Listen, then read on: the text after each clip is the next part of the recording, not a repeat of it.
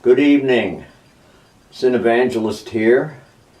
We just finished watching The Woman in the Window. Fritz Lang is so crafty and he knows just exactly how to use the Hollywood artifice, the backlot shots and every single knick-knack and every single style element is perfect. And of course the chiaroscuro is perfect. It's shot like, of course, like a German expressionist film, like all his films are, which, meaning that paying close attention to the light and where it falls on the faces and how it helps shape the atmosphere and the music. The way he puts in digs against the Empire.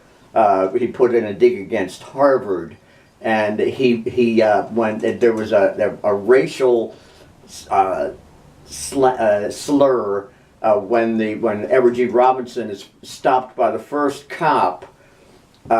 His name is Foreign, and the cop is like a Norman Rockwell American cop,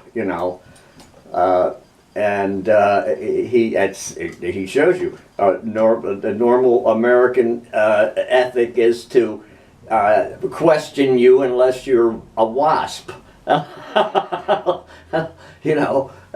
If you're a Jew or a Pole or God forbid a person of Spanish heritage back in the 40s, he showed that. And he always shows that in his films. He is very, very political in a beautiful, sneaky, subtle kind of way. Fritz Lang, in his storytelling, especially in this one, particularly in this one, there are so many twists and turns that he has you having figured it out 2 or 3 times before it ends up completely the opposite of what you could possibly have imagined it to be. And he and Preston Sturges can do that really well. Joan Bennett's performance is her face, and it's like Laura. It's like the portrait in Laura. Everything comes out of a painting.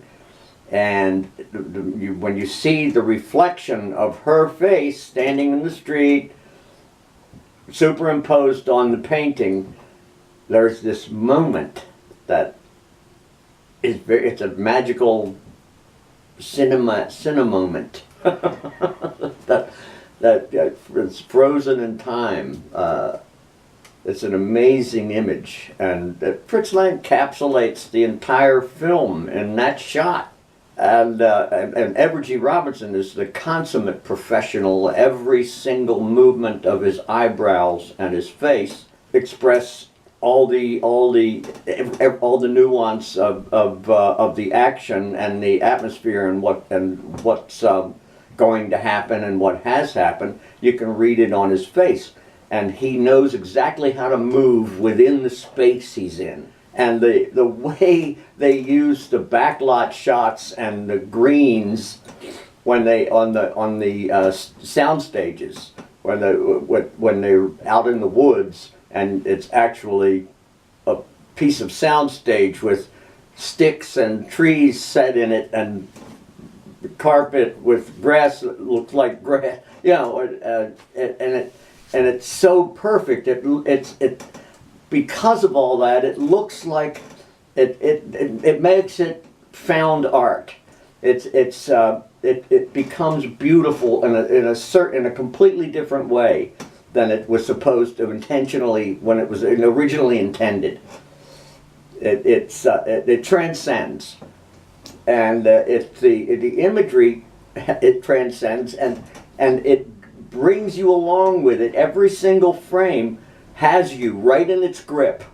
You have no chance to escape. Fritz Lang is just that kind of genius. He knows how to completely keep you wrapped around his finger and to keep you completely enclosed in the story, and so that when the time comes and you think you're such a wise guy and you figured it out 3 times, you smack your forehead, and it's a forehead smacking film.